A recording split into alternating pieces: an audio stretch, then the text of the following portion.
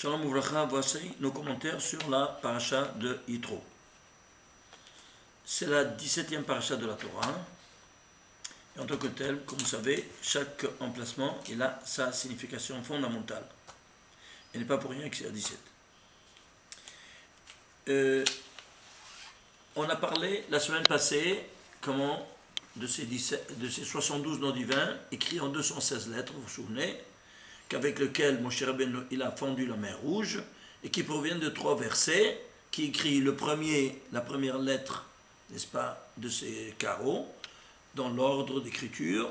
Ça fait le premier verset va Yisa, n'est-ce pas, Malach ha-Elokim ha-Holech lifnei machane Mitzrayim bechole. Le deuxième verset, il commence de la médiane, la lettre médiane, à l'envers. Pourquoi? Parce que le deuxième verset sont 3 versets. On a dit, vous vous rappelez, dans l'Exode, 14e chapitre, 19e verset, 20e et 21e verset sont écrits tous les 3 en 72 lettres. Et donc, ils seront répartis ces 72 lettres. Le premier verset à l'endroit, le deuxième à l'envers, et le troisième à l'endroit, troisième lettre. C'est le troisième verset. Et donc, nous avons ici une formation de 72 noms divins qui les a prononcés, qui l'a fondu la mer Rouge. Chacun, il y a de quoi écrire un livre entier. Ce qu'on a fait, on a commencé, puis on a dû arrêter parce que c'est vraiment, c'est toute une vie que ça engage, une étude de ces 72 noms divins. Alors, on va parler maintenant, paracha de Yitro, n'est-ce pas, en ce qui concerne ici ces noms. Et lequel? Par exemple, les 10 commandements, ils ont été dits en 620 lettres. Très bien.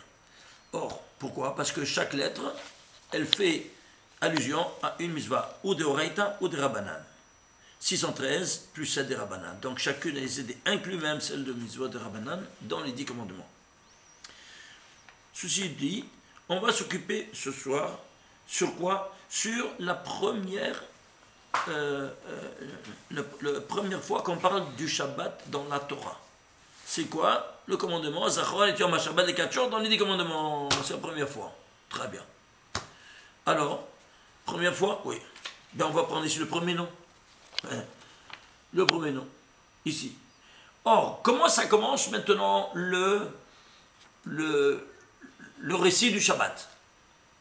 Dans la Torah, ça commence au 2e chapitre, 1er verset. Par Vaïcholou Hashamayim Va'aretz Bechol Sevam. Prenez les initiales. Vaïcholou Hashamayim Va'aretz. Le premier, vous le voyez? Une autre fois. Je répète. Vaïcholou Hashamayim Va'aretz. Ok. Les initiales de Vav, Hey, Vav. Vous les voyez? Oui. Alors, tu vois, c'est le premier en tête de tous ces 72 noms divins. Et c'est quoi? C'est les initiales des 3 premiers mots du Shabbat. Alors on va parler maintenant à ce propos-là. Parce que beaucoup d'entre vous, ils m'ont fait la remarque, on est resté à jeun, vous nous avez mis l'eau à la bouche. L'eau à la bouche et on veut voir un peu quelques exemples. Alors j'ai dit, bon, puisque dans les 10 commandements on parle du Shabbat, et ça c'est donc quoi? C'est le premier nom qui parle de quoi? Du Shabbat. Alors on va parler du commandement du Shabbat. Et en parallèle avec ce nom. Alors on va prendre ce nom-là. Vav Hei Vav. Ok? Alors Vav Hei Vav c'est combien? C'est 17. Premier mot, Gematria 17 dans la Torah, c'est Tov. Pourquoi on cherche le premier mot? Pour savoir quelle est la signification de 17. Alors tu dois chercher le premier mot dans la Torah qui a cette valeur et tu sauras quelle est la signification de ce chiffre. Donc le premier mot 17, donc 17, c'est la signification fondamentale de Tov. C'est clair? Alors, ça c'est la source de tout le Tov. Et c'est quoi la source de tout le Tov? Le Shabbat. Comme ça on dit le Zohar. La source de tout le Tov qui va répartir dans toute la semaine l'abondance divine. Très bien. Deuxième point. Regardez, il y a 79 977 mots dans toute la Torah. Eh bien, imaginez-vous ça, que le mot Shabbat, il se trouve seulement 17 fois. C'est-à-dire, le mot Shin, Bet, Tav, ensemble, seul dans un seul mot, seulement 17 fois. Pourquoi? Parce qu'il vient te dire qu'il s'agit du Tov. Bah, peut-être c'est le jeu du hasard. J'ai pris des fois qu'il se souvient, il n'apparaît pas sur mon Shabbat, il s'appelle Be Shabbat, les Shabbat, Shabbatechem, Shabbaton. Vous voyez, ce dernier mot Shabbat, il est avec un suffixe ou un préfixe, ou après ou bien par la suite. Combien de fois je trouve dans toutes ces possibilités? 153 fois. Pourquoi 153 fois? Parce que 153, c'est notre que sigma de 1 à 17. C'est-à-dire la somme cumulative 1 plus 2 plus 3 plus 4 jusqu'à 17, ça devait 153. Incroyable. Autrement dit, qu'est-ce que c'est le Shabbat? La batterie cumulative du tort, du bien, qui va être répartie dans toute la semaine. Incroyable. Est-ce que l'homme il peut écrire 79 977 mots en tenant compte de ces deux limitations dans la rédaction des 5 livres? Et puis ces abrutis diplômés de la critique biblique qui te disent c'est une anthologie de récits rabbiniques de beaucoup de rabbins de toutes les époques. Dis-moi, c'est vraiment n'importe quoi. Un scientifique ne peut pas parler comme ça, parce qu'il doit y avoir tous la même entente. Comment est-ce possible une entente qui ont vécu dans plusieurs époques, comme ils ont dit eux? Vous comprenez? Ça ne tient pas debout, leur thèse. C'est clair? Alors, 153, très bien. Alors maintenant, on va chercher maintenant, qu'est-ce que c'est la signification du mot Tov? Viens Rabbi Shimon Bar Yochai, et sans lui, tu ne peux rien comprendre. Ce n'est pas l'université, ni les professeurs de littérature qui vont te dire d'où ça vient la racine du mot Tov. C'est clair? Regardez ça bien. Il te dit, ça c'est l'infrastructure métaphysique de tous les 10 séphirotes. Quels sont les 10 séphirotes? On a dit, c'est les 10 attitudes que le Créateur il a adoptées pour réaliser son monde. Il y a sans doute 2 catégories. 9 qui donnent la lumière à une 10e qui n'en a pas. Et pourquoi? Parce qu'il y a, le monde est basé sur une dualité binaire qui est un positif et l'autre négatif. C'est-à-dire un qui donne et l'autre qui reçoit. Comme le papa et la maman. C'est pour ça qu'il y a 2 notions dans le monde métaphysique. Kudsh HaBerichu et la Shekhinah. Un qui donne ou qui reçoit. Qui seront incarnés en bas, dans l'homme et la femme. C'est clair? Ceci étant dit, alors, cette infrastructure, on l'a vu déjà plusieurs fois, comment c'est toute l'infrastructure, même qui s'est incarnée dans l'homme, le crâne, le demi-hémisphère droite, le demi-hémisphère gauche, le bras droit, le bras gauche, le corps, la jambe gauche, la droite, la jambe gauche, et le bris Kodesh. Et donc voilà, tout le corps humain. C'est clair? Alors ça, après, ça se donne au mariage de la femme. Et dans ce cas-là, qu'est-ce qui se passe? Voilà donc que ici, on a 9. Comment on dit 9? D'ici à là, c'est 9. 9, c'est la valeur tête. Qui vont se centraliser dans les 6 inférieurs, les 6 séphirotes inférieurs, qui sont les 6 jours, dans le Yesod qui est la 6e inférieure. Pourquoi on compte maintenant inférieur? Parce que nos péchés n'arrivent pas à monter là-haut, à les toucher. Alors ils touchent, ils ont profané seulement le côté inférieur, le corps. C'est tellement élevé que nos péchés ne peuvent pas profaner la tête des séphirotes. Ils ne peuvent profaner que le corps. Alors à nous de faire le tikkun dans ce corps-là, c'est-à-dire dans les 6 jours et le Shabbat. Au niveau spatial, les 6 directions de l'espace, nord, sud, est, ouest, en haut et en bas, et le point central. Vous avez compris? Donc ça c'est le domaine dans lequel on devra agir pour faire notre tikkun, notre acte réparateur. Alors ceci, étant dit, tous les 9 vont se centraliser dans la 6e. Vous voyez, d'ici à 6, le 6. La 6e, c'est quoi? C'est le Yesod. Et le Yesod, c'est quoi? 6, c'est va.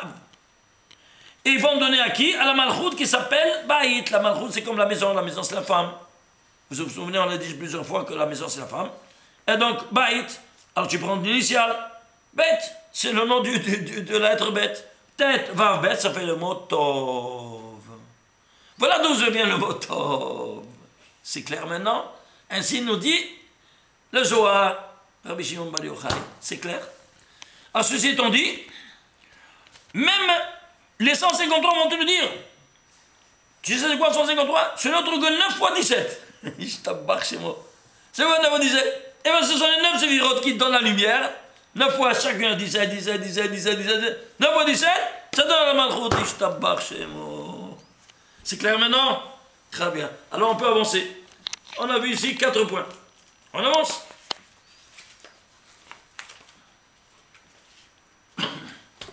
Voilà les 3 mots. Excusez-moi. Les 3 mots premier du récit du Shabbat. Vaïcholu, Hashamayim, Va'ares, Vav, Hei, Vav. Très bien. C'est 17 les initiales. Et combien ça vaut tout ce cadre de ces 3? S'il fait la Gematria, c'est quoi? 769. C'est quoi 769? Tu peux le diviser, je ne sais pas, tu dois aller à la racine, n'est-ce pas, pour comprendre qu'est-ce que c'est cette valeur. Tu le décomposes, c'est impossible. C'est quoi un nombre premier? Lequel? Le 137e nombre premier. Aïe, aïe, aïe, aïe. À ce point-là, ça pose, pour ceux qui ne savent pas ce que c'est le 137, 2 minutes d'explication, parce que sinon on ne comprend rien. Qu'est-ce que le 137? Les scientifiques, la physique quantique, a dévoilé qu'il y a un rapport entre le monde physique et le monde métaphysique. Le monde métaphysique sera représenté par quoi? La vitesse de la lumière, qui va à 300 000 km à la seconde, comme vous savez. On va le raffigurer par le plan fond de notre sang. Et la vitesse la plus proche à celle de la lumière est celle de l'électron de l'hydrogène qui voyage autour de son noyau atomique à une vitesse vertigineuse. Combien? 137e de la vitesse de la lumière. 300 000 km, tu divises par 137, une partie, c'est la vitesse de l'électron de l'hydrogène. Donc c'est le premier degré de la matière. Après, il y a le hélium, ainsi de suite. 91 autres éléments en dessous. Donc, le plus proche, on va nous raffigurer comme l'hydrogène, comme le plan de notre table. Entre le plan de notre table et notre plafond, il y a 137 degrés. Où tu te situes? Tu te situes ici, parce que tu es de matière. Oui, mais tu es doté aussi d'esprit. Alors, ton esprit, ton âme, elle recherche toujours à s'élever. Oui, très bien. Et alors, quand est-ce que j'arrive là-haut? Quand je meurs, j'arrive là-haut. Moi, j'attends de mourir pour aller là-haut. Mon créateur m'a dit, hey, Benny, tu veux venir chez moi? Ah, certainement, papa, comment faire? Je te donne une échelle. C'est quoi cette échelle? L'étude de la Torah. Comment c'est où ce 137? Je te donne, moi, cette idée de la Torah, mais il est 2 degrés. Niglé, après le Nistar. Le Niglé, tu arrives à moitié. Tu n'arrives pas jusqu'à chez moi. Ce n'est avec le Nistar que tu arrives jusqu'à chez moi. Comment on appelle l'étude du Nistar? L'étude de la Kabbalah. Et combien ça vaut au Kabbalah? 137. Comme par hasard. Il t'embarque chez moi. Qui t'a enseigné à arriver là-haut? Ton premier père, notre premier patriarche, Avraham Avinu. Il a fait ça avec des épreuves. Combien d'épreuves il a eu maximum? 10. 10, et pourquoi pas plus? Parce qu'il est arrivé là-haut. Quelle était cette 10e épreuve? Là, Akedat Yitzhak. À quel âge il a accompli Avraham Avinu? Il avait 137 ans. Il et quand à Rosh Hashanah, il s'est levé à l'aube. Quoi donc? À la première lueur de la 137e année, il va et il égorge son fils. C'est pas incroyable? Alors c'est quoi 137? Donc c'est quoi? C'est les écarts qui nous séparent du physique au métaphysique. Vous n'avez qu'à prendre le volume 2, il y a tout un volume à ce propos-là, avec tous des exemples extraordinaires. Donc, ça suffit, ces 2 exemples, pour comprendre que quoi? Que le Shabbat, il fait le rapport entre le physique et le métaphysique quand tu le sanctifies. Et il t'amène jusque là-haut. Et la preuve que tu vois ainsi que le premier des 72 noms divins, il vaut quoi? 17. Il est dans un cadre de quoi? De 739, qui est un nombre premier, lequel? 137e nombre premier. C'est lui qui t'amène là-haut. Quoi? La sanctification du Shabbat. Tellement c'est important. Ça, c'est un des moyens, évidemment. Mais fondamental. Alors, on va avancer. Regardez ici. Ça, c'est le récit le commandement, le 4e commandement sur le Shabbat. Zachor et Yom HaShabbat des 4 jours. Alors, ici, regardez. Il y a 4 versets, 55 mots et 203 lettres sur le commandement du Shabbat. Pourquoi 4 mots? Pourquoi 4 versets? Tu sais pourquoi 4 versets? Et le 4e commandement aussi, c'est le 4e commandement. Parce que l'observance du Shabbat, c'est le contrepoids de toutes les mitzvot. De toutes les mitzvot de la Torah. Comme ça nous dit Michil, nous dit plusieurs sources. Alors, la preuve, tu fais sigma de 1 à 4, 1 plus 2 plus 3 plus 4, ça te fait 10. C'est le contrepoids de tous les 10 commandements. Et pourquoi 55 mots? Eh bien parce que sigma de 1 à 10, ça te fait 55. Est-ce que tu vois ça? Soit au niveau des versets, soit au niveau des mots, on te dit que c'est le contrepoids de quoi? De toute la Torah. Et si tu te suives, mais c'est pas. 203, tu vas prendre le premier mot, 203 lettres, n'est-ce pas? Tu vas prendre quoi? Le premier mot dans la Torah qui est Gematria 203. Et c'est quoi? C'est le deuxième mot de la Torah. Bereshit bara. Bara, c'est 203. Et qu'est-ce que c'est bara? Il te dit ici, il te dit bara, c'est quoi? C'est toute la création. Bara, il a créé quoi? Toute la création. Avec ce mot-là. C'est-à-dire quoi? C'est le contrepoids, le Shabbat, de toute la création. Alors, ceci étant dit, on va prendre le Gematria de tous ces 203 lettres du quatrième commandement. Ça fait 17 303. Je ne sais pas c'est quoi. Allez le décomposer. Et c'est quoi? C'est 13 fois 11 au cube. 13, c'est le 7e nombre au premier. Encore on va à la racine, n'est-ce pas? Et 11, c'est le 6e nombre au premier. Donc il reste au cube, évidemment. Alors, 7 fois le 6 au cube. C'est quoi 6 au cube? 6 fois 6 fois 6. Ça te fait combien? 216. C'est quoi? C'est le volume des 2 tables de la loi, comme on l'a vu l'autre fois. Pourquoi 7? Très bonne question. Pourquoi 7? Suivez-moi. Ici, c'est 6 par 6 par 6. Tu les divides ensemble. 6 par 6 par 3, c'est là. Plus 6 par 6 par 3, c'est 6 par 6 par 6. Et c'est quoi? Pourquoi j'occupe un volume pareil? Parce que selon l'infrastructure physique de la création universelle, elle a été faite sur 3 vecteurs. Alors la Meshusha Devarim. Mais au niveau, maintenant, Tachlis, c'est quoi? Temps, espace et matière. Alors, combien de temps s'est réalisée la création universelle? 6 jours. Dans 6 espaces. Et les 6 doubles matières qui vont se réaliser dans le temps, et dans les 6 temps et dans les 6 espaces. Alors, premier jour, qu'est-ce qui a été créé? La lumière et les ténèbres. Il y a 2. Deuxième jour, les eaux supérieures et inférieures. Il y a 2. Troisième jour, quoi donc? La terre ferme et la végétation. Il y a 2. Quatrième jour, les astres qui donnent la lumière et l'autre qui reçoivent, comme le soleil et la lune. Il y a 2. Cinquième jour, les volatiles et les poissons. Il y a 2 royaumes. Sixième jour, l'homme et les animaux terrestres. Il n'y a pas 2 aussi? Ah, c'est tout 2. Alors l'homme, il est quoi? La synthèse de ces 2, de cette dualité en 6. Alors tu comprends donc que quoi? C'est une dualité. Elle est faite de en puissance 6. Combien c'est 2 en puissance 6? Alors 2 par 2 par 2 par 2 par 2 par 2. Combien ça te fait? 2 par 2, 4. Fois 2, 8. Fois 2, 16. Fois 2, 32. Fois 2, 64. Ça fait Adam, Chava ensemble. CQFD. Ce qui va démontrer que quoi? Que la synthèse de toute la création dualitaire, c'est quoi? C'est Adam et Chava. Mais maintenant ici, on veut voir maintenant que le temps ne peut pas être sans, tu peux pas comme sans l'espace, ni l'espace sans le temps, ni le temps, ni l'espace sans la matière. Donc qu'est-ce que tu fais? 6 par 6 par 6. Ça te fait 216. Et c'est pour ça que la loi qui va gouverner ce monde sera dans un volume de 216. Mais imagine-toi la 7e dimension, c'est la 7 fois. La 7e dimension, on a dit c'est le centre. C'est quoi? C'est les trous, c'est-à-dire les 620 lettres. Alors tu vois maintenant, qu'est-ce que c'est la 7e dimension? Et c'est pour ça que, pas pour rien qu'elle a été donnée la Torah le Shabbat, au 7e jour. L'étape de l'Ola, il y avait 620 trous. 620 trous, 620 lettres, qui étaient des trous. Et des 2 côtés la même chose. Et tu voyais des 2 côtés de la même chose.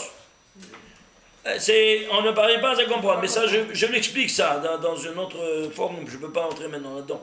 Mais parce que je veux avancer là-dessus, sinon c'est dommage. Alors, ceci étant dit, qu'est-ce que tu as? Tu as ici, comment on dit en hébreu, trou? Chor, au pluriel. Horin. Alors c'est pour ça que Bene Horin. On n'a pas tué le Pessah. Le Bene Horin, on est des fils de la liberté. Mais qu'est-ce que ça veut dire? Tu es fils de quoi? De ces trous. Quel trou? Les 620 trous. C'est-à-dire, si toi tu es le fils et ça c'est ton père, alors tu dois écouter ce qu'il te dit, c'est 620 trous. Alors tu es Bene Horin. Alors tu es libre. Sinon, tu n'es pas Benechorin, c'est dit de faire la Gada de Pessah sans rien comprendre. C'est clair maintenant? D'où ça vient le mot Benechorin? Fils de ses trous. Pas, parce qu'on traduit ça, Benechorin, c'est la liberté, fils de la liberté. Oui. Chorin et Chorim, c'est la même chose. C'est la même chose. C'est clair? Alors, ceci étant dit, alors, ici, qu'est-ce qu'on a? On a vu ici, donc, on a expliqué cette dimension-là, que 7 fois 216, c'est quoi le capital numérique, la racine du capital numérique de tous les 203 lettres du Shabbat? Que c'est la 7e dimension, même temporelle. Maintenant, on va prendre 7e chapitre. Quoi donc? La paracha dans laquelle se trouve, on a dit, c'est la paracha d'Yitro, c'est la 17e paracha de la Torah. Eh bien, dans cette paracha, imaginez-vous, il y aura seulement 17 mitzvot. L'unique paracha dans toute la Torah qui est seulement 17 mitzvot. Laquelle? La 17e. Vous voyez comment tout ça se synchronise et s'aligne? Incroyable, hein? Et comment elles seront? Attention! Ces mitzvot-là, elles viennent pour te limiter. Oui, non? Parce que pour ton bien, pour te limiter. Alors, s'ils te limitent, il y a quelque chose qui limite. Quoi? Qu'est-ce qui limite? Par exemple, au niveau géographique, au niveau spatial, eh bien, il y a une seule figure géométrique, la plus simple, qui me limite une surface, qu'elle a un seul côté. Un cercle. Pour le calculer, qu'est-ce que tu calcules? Le pi? Combien ça vaut le pi? 3,14. 3,14, très bien. Alors ces 17 mitzvot seront repartis en 3 mitzvot positifs et 14 mitzvot négatifs. 3 positifs, c'est 3, c'est avant la virgule. Alors c'est positif. Mais après la virgule, c'est négatif. C'est moins 1. Alors il y a 14 négatifs, tu piges. Dis-moi franchement, comment est-ce possible? Mais vous n'avez pas une idée. Ici, si je rentre ici dans cette dimension-là, on va prendre le pi, on va aller là, alors là, ça, on allait... Attendez, si on arrivera à expliquer ça, parce que ça, c'est toute une conférence. On veut avancer à ce propos. Alors, on a vu ici 17 mitzvot dans la 17e paracha, qui sont repartis avec le paramètre de la limitation qui est donné au niveau spatial, mais au niveau métaphysique, au monde physique, qui est nous. C'est clair? Et c'est pour ça que le nom Shakai, il se trouvera où ça? Au niveau spatial. La maison, voilà, ça c'est la chambre. Il y a la tête de cette pièce, c'est quoi? C'est la porte d'entrée. Qu'est-ce que tu vas mettre? Tu vas mettre le tampon de quoi? De la limitation. Le nom Shakai. Shin Daletut, c'est 314. C'est clair? En avance. Huitième point. On reprend de nouveau ce schéma-là. On va voir une chose incroyable. Qu'il y a 3 noms de Dieu. 3 fois le nom de Dieu qui est rappelé dans la mitzvah du Shabbat. Et chaque nom de Dieu, il va te dire simplement par son emplacement de quoi il parle et de quoi il s'occupe. Incroyable. Il y a 1820 noms de Dieu dans toute la Torah. Et chaque nom de Dieu, s'il écrit comme ça, Yud Ke Vav Ke, c'est toujours la même signification. C'est présent. Oui, mais ici, c'est besoin de pourquoi? Pour te réglementer un sujet. Lequel? Eh bien, le numéro va te dire de quoi il s'agit. Par exemple, ici, c'est le 429e Yud Ke Vav Ke parmi les 1820. C'est quoi 429? Ce n'est autre que 11 fois 39. C'est quoi 39? Les 39 avot melakot qui sont défendus de faire le Shabbat. Alors de quoi on parle ici? De la défense de faire les travaux au Shabbat. La preuve, regardez ce que nous dit les 10 commandements sous ce Yud Ke Vav Ke. Alors, il te dit, HVI, L'Hachem Elokecha Lota Sekol Melacha. Voilà, il te dit, ne pas faire aucun travail. Et de quoi on parle? Des 39 travaux défendus. Et par quoi? Par son emplacement, c'est le 429e des 1820. Et c'est quoi 11? 11, ce sont les 11 étincelles de sainteté. Que maintenant, on doit libérer pendant toute la semaine, mais pas le Shabbat. Parce que le Shabbat, on a terminé les birurim, ce qu'on appelle la classification. Enlever le psolète du chat. Seulement, tu peux faire ça seulement quand tu manges, mais pas autrement. Seulement tu manges, tu prends le principal, mais ne pas le faire, ne pas le mettre de côté. Ça s'appelle le bureau. C'est un des 39 travaux des fonds du Shabbat. Et ces 11 étincelles, elles sont tombées justement dans les clipotes, dans les écorces. On n'a pas le droit de 11 fois 39. Bon, ça c'est tout un livre qu'on a écrit, on ne peut pas rentrer dans les détails. Reprenons ici maintenant le deuxième. Le deuxième c'est 430e, évidemment. Quand tu as enlevé ça, qu'est-ce que tu as fait? Eh bien, tu as enlevé toutes les klalotes. Parce que Dieu a maudit 39 klalotes après la faute d'Adam Arishon. Il a donné 10 klalotes, alors 10 klalotes à la femme, 10 au serpent et 9 à la terre. Et elles retombent tous sur nous. Pourquoi que 9 à la terre? Parce que dans le Olam Asiya, en bas, il y a 9 lettres seulement. Dans le Olam Asiya, Yud Kevavke, on écrit en entier à 9 lettres. Alors, selon le nombre des lettres, étant donné qu'on a profané ces 39 lettres, alors il y a 39 malédictions. Et c'est pour ça que quelqu'un qui fait des bêtises, hein, quand il est Chayav Malkut, des coups, combien des coups on lui donne? 39. C'est la même chose, c'est le même principe, c'est clair? Alors, ceci étant dit, tu n'as pas fait ces 39 travaux, alors tu es libre, parce que maintenant, qu'est-ce que tu es? Tu es un patron, tu n'es plus un ouvrier. En ce jour-là, on est tous des patrons.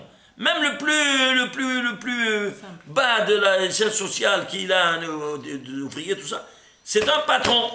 Alors c'est un bonhomme, il est Benechorin. Et quand on est sorti d'Égypte, à la 430e année, 430, je t'embarque chez moi. Tu vois ça? Que tu es libre à la 430e fois. Alors si c'est ainsi à la 430e fois, tu es libre. Alors maintenant, qu'est-ce que tu as? Maintenant tu as besoin de parler à ça. Maintenant si tu es libre, tu vas te le donner. 431e fois, qu'est-ce que c'est? C'est le nom de Dieu qui apparaît pour la 431e fois. Et c'est quoi 431? Imaginez-vous ça, c'est à Rosh Hashanah, on prie pour la Parnassa, comme tout le monde connaît. On achète à très grand prix l'ouverture, parce que c'est quoi? On fait la prière pour la Parnassa.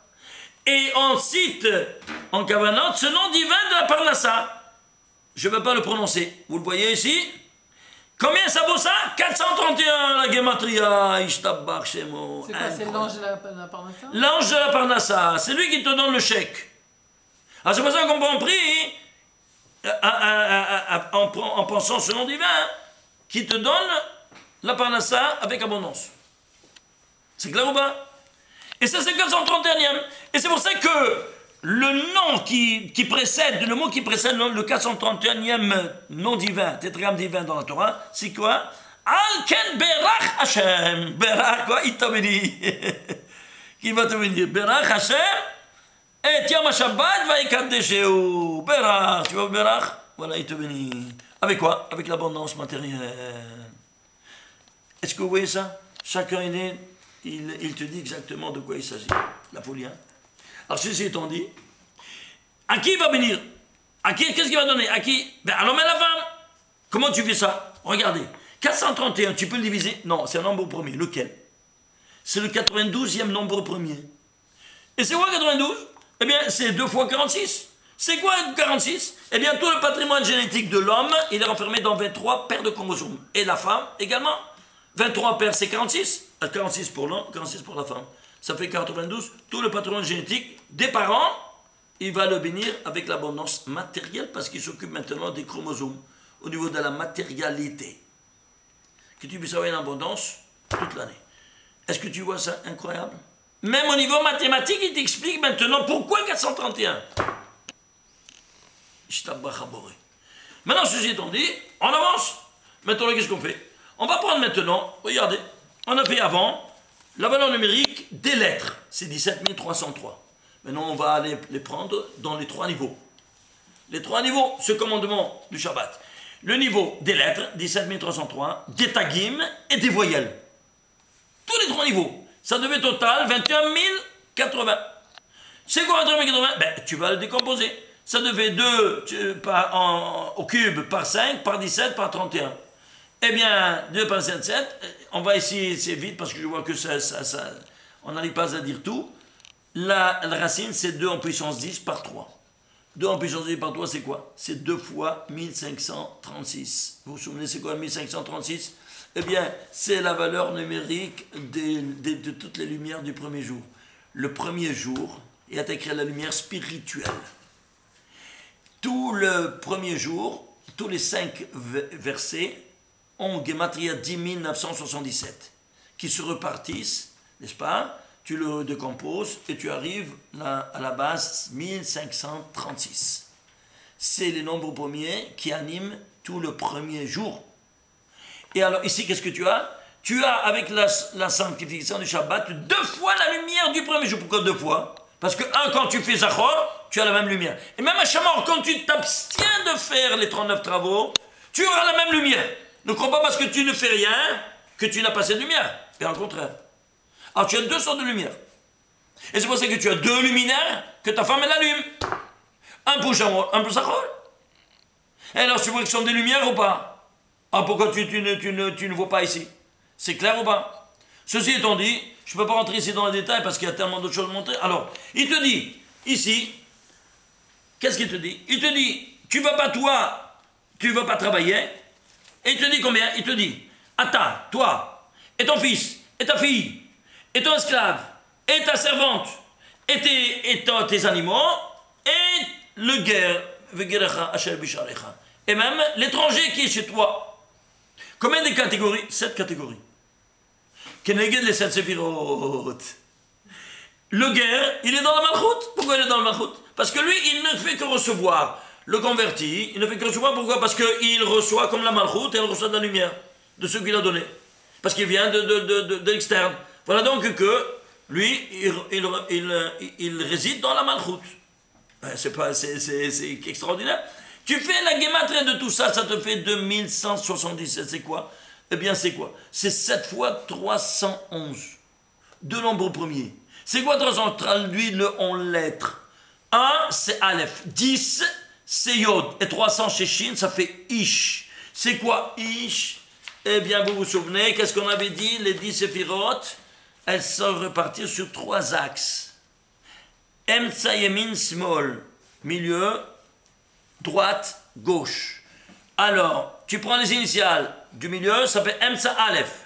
Yod, Yemin, Shin, Small, ça fait Ish. Ça, c'est toute l'infrastructure métaphysique qui se retrouve, où ça? Chez l'homme, qui au 7e jour, avec ces 7 catégories, arrête totalement, quoi donc? Ils arrêtent totalement n'importe quel travail.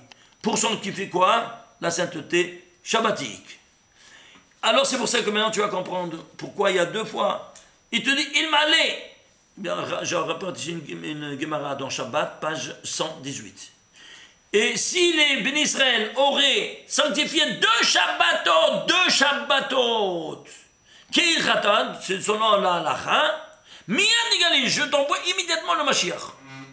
Et pourquoi 2? Et pourquoi 2? Parce qu'ici, où il a dit cette chose-là ici? Il t'a dit ici dans le 2e, dans le 2e nom divin. Le 2e nom divin des 3. Alors il est en parallèle aussi à quoi? Pourquoi il a dit des 2? Parce qu'il a parlé des 2 qui va le sauver. Il a ici, il a dit, voyons un peu qu'est-ce qu'il dit le 2e. Ok? Regarde ici ce qu'il a dit, le 2e nom divin. Il te dit, la Shem Elokecha, regardez ici, voilà, Hachem, voilà, ça c'est le 2e. Vous voyez ici? Alors qu'est-ce qu'il te dit? Hashamaim vet haaretz, et hayam vet kol asher bam vayanach, que tu vas te reposer, vayanach bayom hashevi'i. C'est pour ça que tu vas te reposer. Alors si tu te reposes, combien tu te reposes? 2 Shabbatot. Qui ça? Tous ces 7 catégories de personnes. Ces 7 catégories de personnes, alors qu'est-ce que tu as? C'est le 2e Yom divin, et qu'est-ce que tu reçois? Tu reçois quoi? Immédiatement le Mashiach. Je vais terminer avec ça, parce que ça aussi c'est quelque chose à voir. Tout ça, il voyait tout ça, qu'on a fait les Gematri et tout ça. Qui ça? Adam Arishon. Regardez. Il a écrit Mizmor Shir Shabbat, comme vous savez. Oui. Il a écrit ceci en 459 mots. 459 lettres. Ok? Pourquoi 459? 459, c'est 3 fois 153. 153, tu te souviens, c'est quoi? C'est segment de 1 à 17. Quand tu fais une action à 3 reprises, qu'est-ce que tu fais? Une acquisition permanente, une chazaka. Une acquisition permanente de quoi? De ce bien-là. Et lui, il voulait honorer le Créateur de cette sorte. Regardez, il y a ici une lettre qu'on ne comprend pas. Tsuri velo avlatabo. Regardez ici. Alata, c'est écrit. Il manque le vav. Nous, on le lit comme s'il y avait un vav. Et pourquoi il manque ce vav? Tu sais pourquoi il manque ce vav? Parce qu'il ne voulait pas faire la shonara. Tsuri, mon crochet, qui ne fait aucune iniquité. Il voulait dire, attention mes enfants, mes petits-enfants, ne faites pas la grande erreur de mémé. Ah, il va commencer à nous enseigner de faire la shonara sur mémé. Ah, il ne peut pas, mais il faut le dire. À celui qui comprend, il comprend, je comprends, tant pis pour lui. Alors comment il va maintenant dire, ne faites pas l'erreur de mémé? Eh bien, mémé, c'est elle qui l'a fauté, c'est elle qui l'a mangé, elle lui a donné à manger, oui ou non? Mémé, c'est qui mémé? Chaba. Oui. Alors, il voulait dire ceci à ses petits-enfants, en écrivant ça sans le vav, en enlevant le vav, se lit alata. On lit alata au lieu de avlata. Mais tu dois lire avlata. Donc il manque une lettre, ça fait 459 lettres. Oui. Et pas qu'un journal pour que ça sorte ce compte-là. Alors pourquoi quelle lettre c'est qui manque? La 455e lettre du verset, du psaume. Pourquoi 455? Parce que 455, c'est l'équivalent de Hava en entier. Het, Vav, Hei, ça devait 455. Et pourquoi c'est la Vav qui manque à la 455? Parce qu'elle a porté la défaillance dans le monde. Alors, cette défaillance, c'est quoi? C'est la mort. Alors, pourquoi au Vav? Parce que quand est-ce qu'elle a fauté? Au 6e jour. 6, c'est Vav. Tout ça renfermé dans une lettre qu'il a omis de la mettre dans tout ça. Et si toi ne suffisait pas, ça c'est le couronnement du Shabbat, le couronnement des 6 jours? Oui. Combien de tagim il y a? Il y a 434 tagim dans tout ce psaume. Pourquoi 434? Parce que dans les 6 jours, il y a 434 mots qui ont été nécessaires pour rédiger le récit des 6 jours de la création. Et le Shabbat, c'est le couronnement de tous ces 6 jours. Donc le psaume, il aura 434 tagim, exactement le nombre de mots qu'il y a dans les 6 jours de la création. Et on parle de la malchut de Shabbat, alors c'est quoi? Et combien ici, il y a le mot tov, qu'il est reparti en 3, il se trouve dans 3 codes, en code du 90, 215 et 250. Il engage 9 mots. Les 9 mots valent, on le voit ici, 1196. C'est toute la lumière qui se trouve dans les 7 jours de la création. Le mot or se trouve codé 1196 fois. Et lui, il voyait tout ça avec les rayons X. Il a scanné tout le récit de 1815 lettres et il voyait tout ça. Et pourquoi 355? Parce que 355, c'est le jour de l'année lunaire. Et de quoi on parle ici? La malchut. La malchut, c'est quoi? C'est la lune. Elle est représentée au niveau astrophysique par la lune. C'est pour ça que nous, on fait chaque Shabbat. Quoi donc? On fait chaque mois, au 8e jour, pas avant, on fait la Kiddush Levana, la sanctification. Pas de la Levana, on ne prie pas aux astres. On prie pour la Shekhinah, qu'elle se renouvelle parmi nous chaque mois. Baruch Adonai Le'olam, Amen, Ve'amen, Shabbat Shalom.